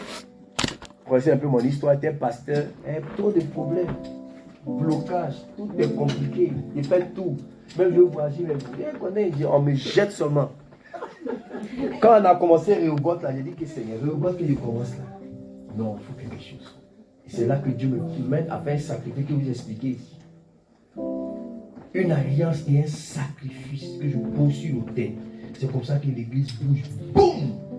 Jusqu'à aujourd'hui. On a subi toutes sortes d'épreuves, toutes sortes d'attaques, mais on ne meurt pas. Amen. Et on continue d'avancer. Inébranlable. Pourquoi? À cause du sacrifice, à cause du fondement. Parce que l'autel, c'est ça que tu as dit à Dieu. Seigneur, souviens-toi. Alléluia. Dieu envoie Esaïe, dit à Ézéchias, mon ami, tu vas mourir. Donne tes ordres. Ta vie, c'est terminé comme ça. Ézéchias n'avait pas dit au prophète là que quand le prophète est parti, il dit Dieu, souviens-toi de mes autels, souviens-toi de mes sacrifices, souviens-toi de mes aumônes, souviens-toi. Esaïe était à la porte. Dieu dit, mon ami, retour. Il faut dire au gars là qu'il ne va pas mourir. Il va vivre. Que Dieu se retourne pour toi au nom de Jésus. Amen. Que Dieu se retourne. Et ça, c'est sur la base des sacrifices. Regarde comment Dieu se révèle à Corneille. L'ange dit à Corneille, tes aumônes et tes prières sont montées vers Dieu. Nous, c'est prières, c'est nous qui montent.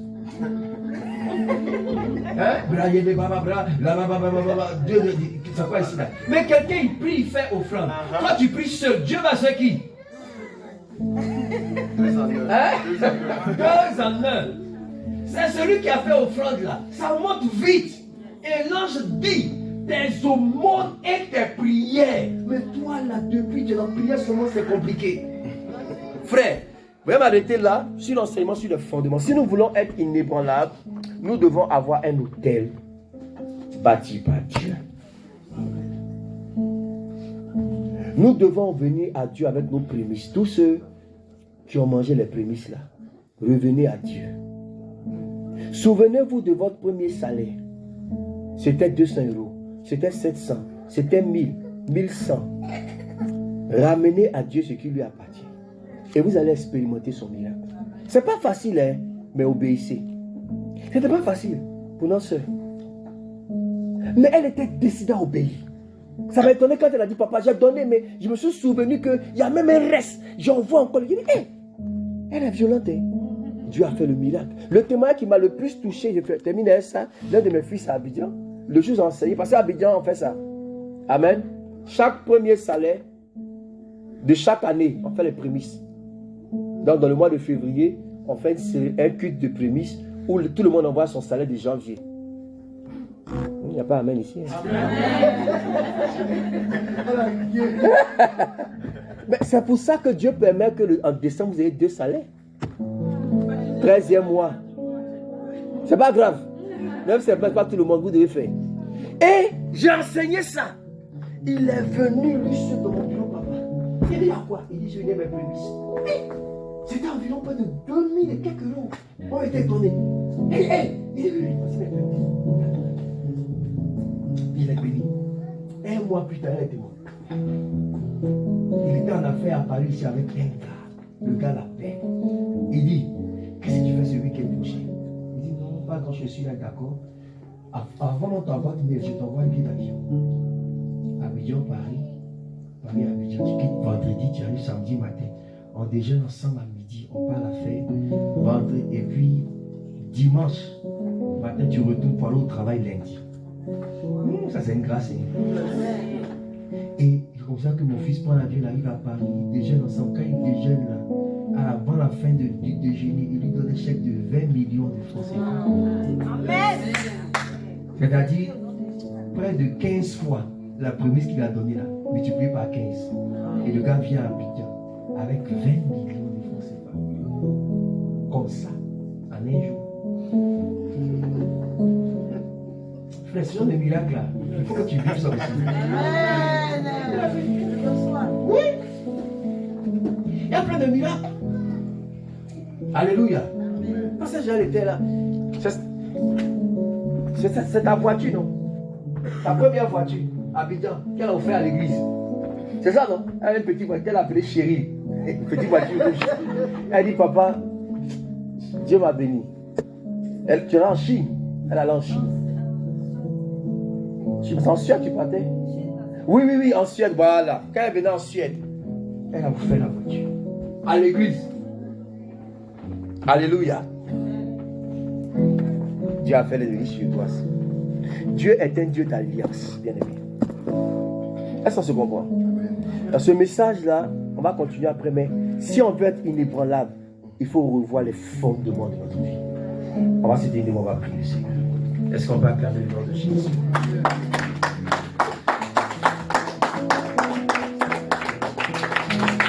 Oh my God. Donc, on va poursuivre l'enseignement. Ce n'est pas terminé. Hein. On va poursuivre l'enseignement dimanche. On va poursuivre encore le 2. Et le 2, on aura vraiment un temps de prière, une action prophétique. Lève les mains vers le Seigneur. Dis avec mon Père, rends-moi inébranlable. Rends-moi inébranlable par la restauration de mes fondements. Dis Seigneur, restaure mes fondements. Je t'en supplie. Au nom de Jésus. Mes fondements sont renversés. C'est pour cela que il y a beaucoup de confusion dans ma vie, beaucoup d'incompréhension. Mais aujourd'hui, je lève les mains vers toi et je t'appelle. Restaure mes fondements, les fondements de mes parents, qu'ils soient restaurés. Seigneur, l'origine de mon père, les origines de ma mère, que mes fondements soient restaurés.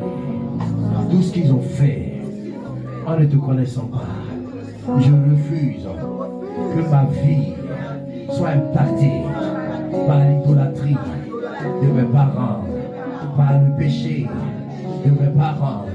Que mon sang soit purifié par le sang de Jésus. Dis Seigneur, ma naissance, le fondement de ma naissance, je t'appelle. Je t'appelle. Délivre-moi des mauvaises paroles prononcées à ma naissance, des mauvaises actions accomplies à ma naissance. Seigneur, mon Père, mon Dieu, délivre l'histoire de ma naissance. Au nom de Jésus, au nom de Jésus, au nom de Jésus, au nom de Jésus. Dis Seigneur, je t'appelle. Mon éducation, les forteresses dans ma pensée, qu'elles soient endommagées, renversées, et que ma mentalité se soumette à ta volonté. Au nom de Jésus, au nom de Jésus, que ma culture se soumette à la parole de Dieu. Au nom de Jésus, dis Seigneur, je t'appelle par rapport au fondement du sexe. Alléluia. On va prier d'abord, on va chanter. Seigneur, délivre-moi de toute alliance et tout lien d'âme. Au nom de Jésus. Je ne connaissais pas. J'étais dans l'ignorance et je me suis lié. Aujourd'hui, je sépare mon âme de toute alliance satanique et mauvaise. Au nom de Jésus, au nom de Jésus, au nom de Jésus. Seigneur, purifie-moi, purifie mon corps, restaure mon corps, que toute malédiction, toute maladie, tout envoûtement que j'ai pu tisser, je m'en sépare. Au nom de Jésus, au nom de Jésus. Désormais, mon corps est le temple du Saint-Esprit. Mon corps est le temple du Saint-Esprit. Dis Seigneur, le fondement des prémices. Je te demande pardon. Je ne t'ai pas honoré avec mes prémices, avec mes dîmes. Je n'ai pas eu d'autel pour mon mariage, pour mon enfantement, pour mes entreprises, pour mes voyages, pour toute autre activité, je n'avais pas la révélation que je devais bâtir des hôtels. Pardonne-moi. Donne-moi la foi. Donne-moi la foi pour bâtir des hôtels, pour restituer les choses. Au nom de Jésus, donne-moi un cœur obéissant. Donne-moi un cœur soumis afin de restaurer les choses pour ma vie et pour mes enfants. Dans le nom de Jésus, mets la main droite sur ta tête, commence à prier. Que les fondements de ta vie soient restaurés. Si le Seigneur a dit ton attention sur un point, prie sur ce point. Seigneur, restaure les fondements de nos vies. Restaure les fondements de nos vies. Restaure les fondements de nos vies, Seigneur. Dans le nom de Jésus, les choses qui nous font trébucher, restaure, Seigneur. Restaure, Yahweh, afin que nos vies, notre santé soient restaurées, nos finances restaurées, nos ministères restaurés, l'hôtel de l'église restauré. Seigneur, je t'appelle. Seigneur, je t'invoque. Tu es le réparateur des brèches. Tu es le restaurateur des vies et des destinées. Tous ceux qui doivent se marier, qu'il y ait un hôtel pour leur mariage. Tous ceux qui doivent entreprendre, qu'il y ait un hôtel pour leurs entreprises. Tous ceux qui doivent te servir, qu'il y ait un hôtel pour leur ministère. Au nom puissant de Jésus, c'est la révélation de ta parole qui est claire. Elle donne de l'intelligence au simple. Seigneur, révèle-toi, révèle-toi.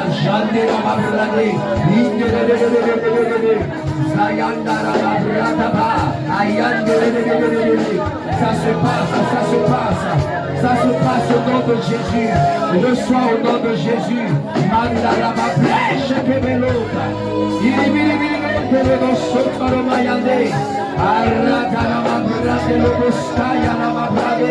Merci Saint-Esprit. Les fondements sont restaurés. Les fondements sont restaurés. Les fondements sont restaurés. Dans le nom de Jésus. Je vois un ange venir vers toi. Et je vois l'ange venir de secours de toi et de ta famille. Dieu va restaurer les choses dans ta famille. Le Saint-Esprit va restaurer les choses dans ta destinée. Merci Saint-Esprit.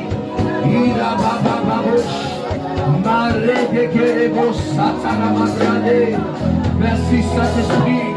Merci de toucher. Merci de toucher. Quelque chose se passe. Quelque chose se passe. C'est une saison nouvelle. C'est un temps nouveau. Il te touche. Il te touche. Il te touche. Il te touche. Il te touche. À partir d'aujourd'hui, il y a certains combats que tu ne verras plus dans ta vie. Dans le nom de Jésus, il te touche. Il y a certaines batailles qui prennent fin. Certaines batailles prennent fin. Elles prennent fin. Elles prennent fin. Au nom de Jésus, une nouvelle gloire, une nouvelle dimension pour ta destinée, pour ton ministère, pour ta famille. Au nom de Jésus, au nom de Jésus, les Égyptiens que tu voyais, tu ne les verras plus. Les Égyptiens que tu voyais, tu ne les verras plus. Au nom de Jésus, au nom de Jésus, Dieu va enfermer ces Égyptiens dans la mer. Tu ne verras plus ce problème. Tu ne verras plus ces combats. Merci pour cette onction nouvelle. Merci pour cette onction de restauration. Merci pour cette onction.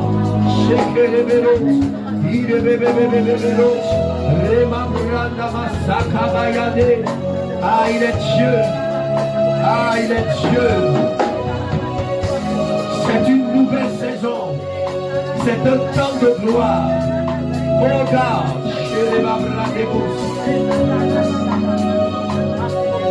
merci Saint-Esprit. Merci Saint-Esprit. Lève la main vers le Seigneur. J'ai parlé comme tu m'as dit de parler, Esprit de Dieu. Et merci pour tes anges que tu relâches maintenant, qui sont en train d'impacter, de restaurer, de toucher, de guérir. Merci Seigneur de transformer maintenant. Bien-aimé, je vois l'ange de Dieu venir vers toi. Je ne sais pas, mais tu as prié pour un sujet. Le Seigneur me dit qu'aujourd'hui, c'est le jour de ton exaucement. Le Saint-Esprit me dit qu'aujourd'hui est le jour de ton exaucement. J'ai vu l'ange de Dieu venir vers toi et t'exaucer. L'ange de Dieu venir vers toi et t'exaucer. Tu auras le témoignage dans ton esprit de la réponse de Dieu et de l'exaucement de l'Esprit de Dieu au nom de Jésus-Christ de Nazareth. Merci Saint-Esprit. J'ai vu la main de Dieu guérir quelqu'un. J'ai vu la main de Dieu guérir quelqu'un d'une maladie. Je ne sais pas de quoi tu souffres, mais mon Dieu est en train de te visiter, de te guérir de manière miraculeuse, Il y a un miracle pour quelqu'un. J'ai vu un ange qui porte le nom de miracle qui a fait éruption dans notre atmosphère. Je ne sais pas, mais le Seigneur t'accorde ce miracle. Hey! Le Dieu des esprits des prophètes est présent parmi nous, accomplissant des miracles et donnant une orientation prophétique à ta vie et à ta destinée. C'est un temps nouveau, c'est une saison nouvelle. Ah, Shadabablos.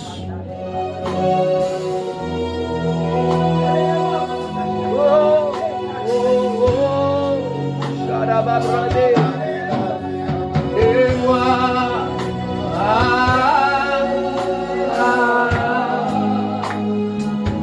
je suis perdu sans toi. Oh, oh, oh. Et moi,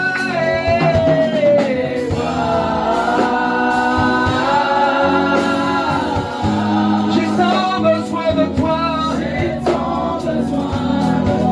Oh, oh,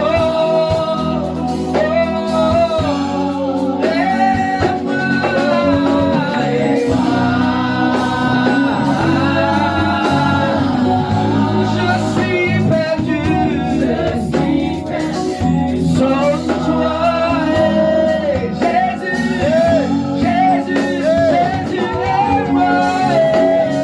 et moi, j'ai tant besoin. Ah Seigneur, nous avons besoin de toi. Merci Saint-Esprit.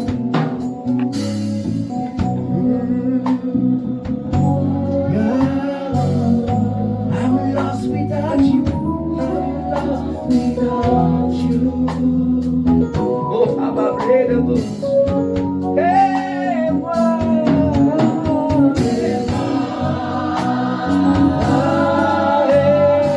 I'm desperate for you. I'm desperate for you. Seigneur, merci pour ta grâce. Quelqu'un qui amen. Est-ce que tu peux acclamer le nom du Seigneur? Et moi, je suis perdu sans toi. Je veux que tu fasses quelque chose. Là-bas les enveloppes. Je veux t'inviter à faire une action prophétique. Je veux t'inviter à faire une action prophétique. Peu importe.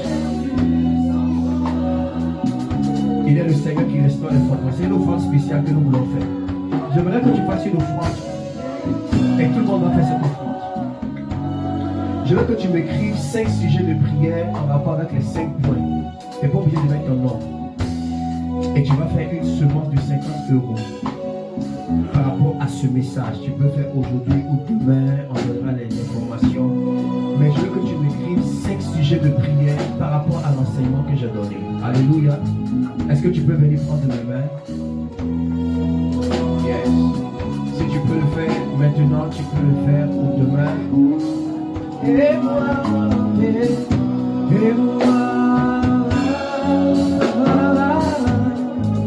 je suis perdu sans toi. Quand tu vas parler des gens, je fais même pour moi, pour mes enfants. Et moi,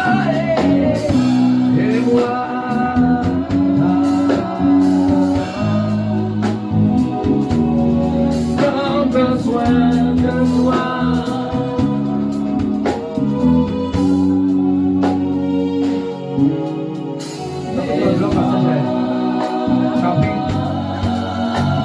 prochain, tu vas faire même un hôtel pour ton mariage. Hein? Tu as fait? C'est 2 semaines pour lui. Un hôtel, c'est pas au point que tu vas commencer. C'est pas un sacrifice. Je suis perdu sans toi. Oh, oh, et moi.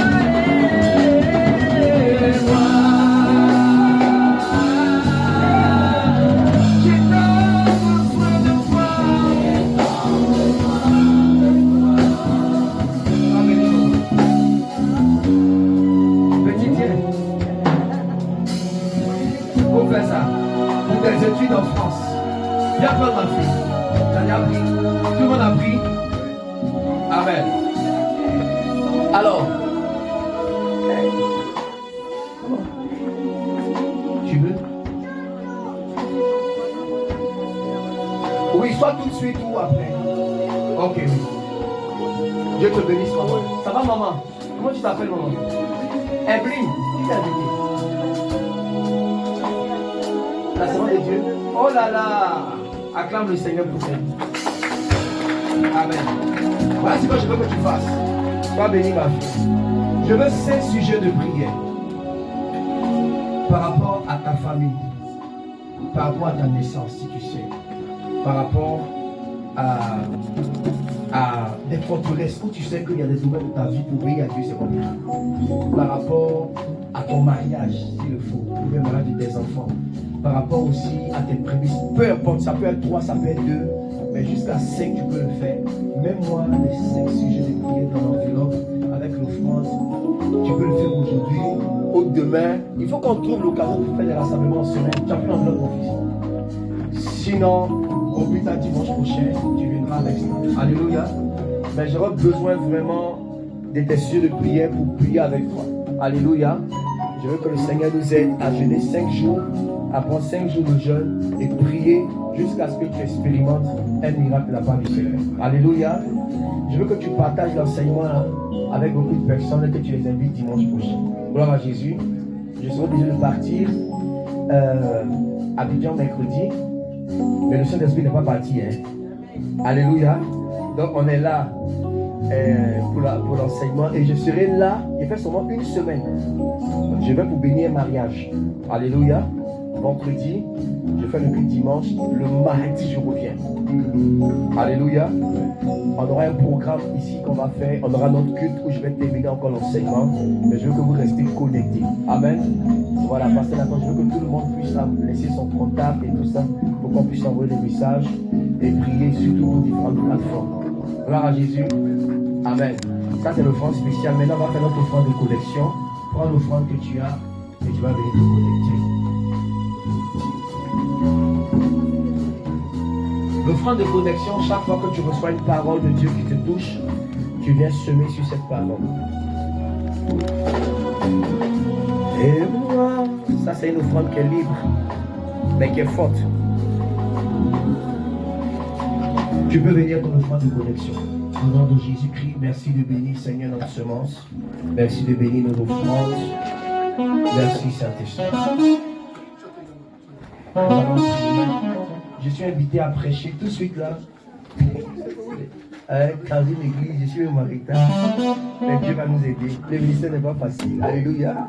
Pourquoi quand les gens critiquent les pasteurs, Dieu le frappe un peu là. Les pasteurs souffrent. Alléluia. C'est beaucoup de fatigue. Mais Dieu va nous aider. Alléluia. Que Dieu vous bénisse. Est-ce qu'on peut acclamer le Seigneur? Quelqu'un a été béni par l'enseignement? Acclame le nom du Seigneur. Acclame le nom du Seigneur. Passez d'accord. Pour ceux qui veulent faire l'offrande sur le compte de l'église, est-ce qu'on peut avoir le compte de l'église? Baisse un peu. On parle d'offrande. On parle d'offrande là, il faut qu'il y ait une douceur. Il y a un PayPal, c'est ça? Il y a un QR code à l'entrée pour avoir le PayPal. Si on peut le donner si rapidement, c'est quoi le nom? Action Rehoboth. Action Rehoboth. Il y a le PayPal, il y a le compte aussi, c'est ça? Tout est Action Rehoboth. Voilà. Voilà, donc sur les différentes plateformes, on va envoyer l'information. Que Dieu vous bénisse. Est-ce qu'il y a des affaires de alors ok, il n'y a pas d'information spéciale. On va se tenir debout. Action le on va prier. Je vous salue rapidement, puis je vais courir. Je devais parler aux gens, je ne sais pas comment on fait, à Petit, à Audrey. Bon, on va s'organiser. Alléluia. Voilà. De toutes les manières, on est là. On est là où on est là. Lève tes mains vers le Seigneur. Passez Nathan, il n'y a pas d'information spéciale. Lève les mains. Dis avec moi, le bonheur et la grâce m'accompagneront tous les jours de ma vie et j'habiterai dans la maison du Seigneur jusqu'à la fin de mes jours. Le bonheur et la grâce m'accompagneront tous les jours de ma vie et j'habiterai dans la maison du Seigneur jusqu'à la fin de mes jours. Seigneur, je libère la grâce sur ton peuple et tes enfants. Ils sont bénis au nom de Jésus. Quelqu'un dit Amen. Acclame le Seigneur. Salut 5 personnes avant de partir. 5 personnes.